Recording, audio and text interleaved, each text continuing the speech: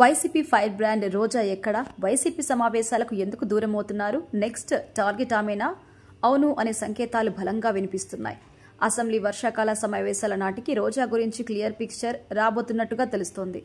అసలు మ్యాటర్ ఏంటి అంటే, ఆడుదాం ఆంధ్ర పోటీలపై విజిలెన్స్ విచారణ పూర్తయింది. వారం రోజుల్లో డీజీపీకి నివేదిక ఇవ్వనున్నారు విజిలెన్స్ అధికారులు. విచారణలో కీలక అధికారులు విషయాలు గుర్తించారు.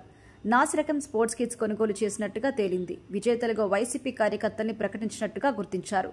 అయితే ఈ పోటీలో భారీ ఎత్తున అక్రమాలు జరిగాయంటూ అప్పటి మంత్రి రోజాపై విమర్శలొచ్చాయి. అయితే వైసీపీ హయాంలో చేపట్టిన కార్యక్రమాల్లో ఆడుదాం ఆంధ్ర ఒకటి.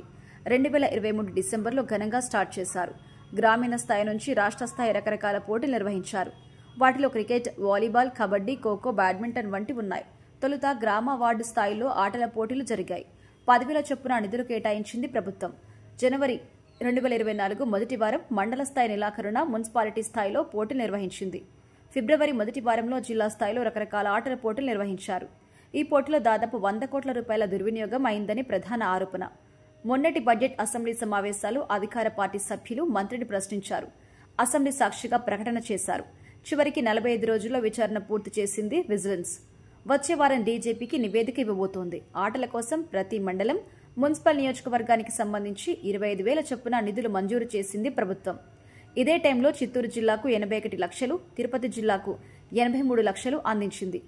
అయితే ఆయా ఆటలకి సంబంధించి షాప్ ఆధ్వర్యంలో కిట్లు కొనుగోలు చేసి జిల్లాలకు పంపిణీ చేశారు. ఆయా కిట్లు నాసిరకంగా ఉన్నట్టుగా ఆరోపణ వచ్చింది. దీనికి తోడు నిధులు దుర్వినియోగమైనట్టుగా విమర్శలొచ్చాయి. ఆరోపణ నేపథ్యంలో చివరికి అసెంబ్లీ వేదికగా క్రీడా శాఖ మంత్రి రాంప్రసాద్ రెడ్డి ఒక ప్రకటన చేశారు. తిరుపతి ప్రాంతీయ విజిలెన్స్ ఎస్సీ కరీముల్లా షరీఫ్ ఆధ్వర్యంలో విచారణ సాగుతోంది. విచారణలో కీలకమైన విషయాలు బయటకొచ్చాయి. ఆటగాళ్లకి పంపిణీ చేసిన బ్యాట్స్, బాల్స్, షటిల్ బ్యాట్లు, టీషర్ట్స్, ఇతర వస్తువులు నాణ్యత లోపించినట్టుగా తేలింది. ఒకసారి వాడిన కిట్లు మరోసారి పనికి రాకుండా పోయాయని కూడా కొందరు ఆటగాళ్లు తెలిపారు. విజేతలుగా వైసీపీ కార్యకర్తల్ని ప్రకటించారని, వారిలో చాలా మందికి బహుమానం ఇవ్వలేదని తెలుస్తోంది. విజిలెన్స్ రిపోర్ట్ రెడీ కావడంతో వచ్చే అసెంబ్లీ సమావేశాలు దీనిపై సభలో చర్చించబోతున్నారు. తర్వాత చర్యలు తీసుకోవాలని ఆలోచన చేస్తుంది. అందులో ఎంతమంది అధికారులు, ప్రజాప్రతినిధులు బుక్ అవుతారో చూడాలి.